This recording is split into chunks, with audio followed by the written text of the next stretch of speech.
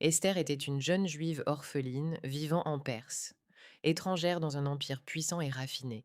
Elle n'avait ni héritage prestigieux, ni fortune, ni influence politique. Elle vivait sous la tutelle de son cousin Mardochée, dans un contexte d'exil où son peuple était minoritaire et vulnérable. Un jour, le roi de Perse, Xerxès Ier, chercha une nouvelle épouse.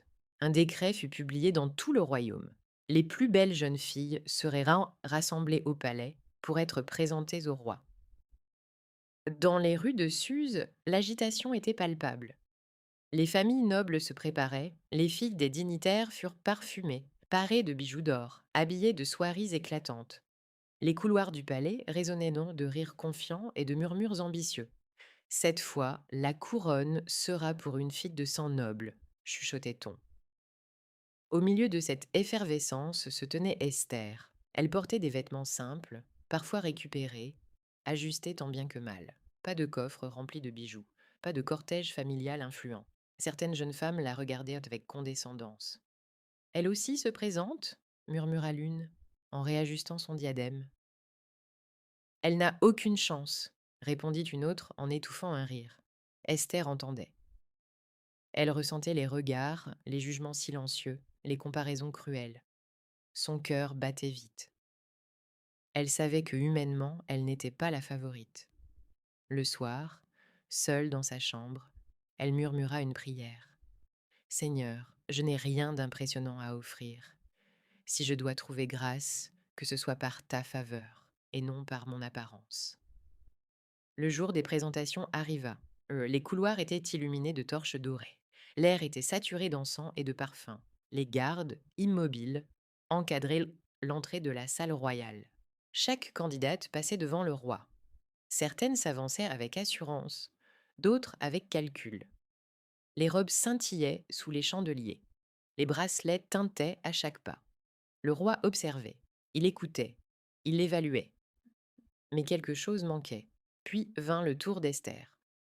Elle entra sans ostentation. Sa démarche était calme. Ses vêtements étaient simples comparés aux autres. Mais son regard était paisible. Il y avait en elle une lumière intérieure que ni le maquillage ni l'or ne pouvaient produire. Le silence se fit dans la salle. Le roi redressa légèrement la tête. Comment t'appelles-tu demanda-t-il. Esther, monseigneur, répondit-elle d'une voix douce mais ferme. Il la regarda plus longtemps que les autres, non pas seulement pour sa beauté, car elle était belle, mais pour cette grâce inexplicable qui l'enveloppait. Les conseillers échangèrent des regards surpris. Le roi sentit une paix inhabituelle, une attirance profonde, au-delà du physique. Reste, dit-il simplement. Dans les couloirs, les autres candidates chuchotaient, inquiètes. Pourquoi elle? Ce n'est qu'une étrangère. Mais la décision était prise. Le roi posa la couronne sur la tête d'Esther. Une orpheline exilée était devenue reine de Perse.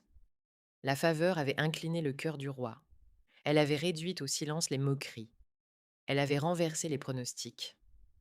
Elle avait élevé celle que personne ne considérait comme une candidate sérieuse. La puissance de la faveur divine est précisément cela. Elle nous positionne là où nous n'aurions jamais pu accéder seuls. Elle agit dans les décisions des puissants.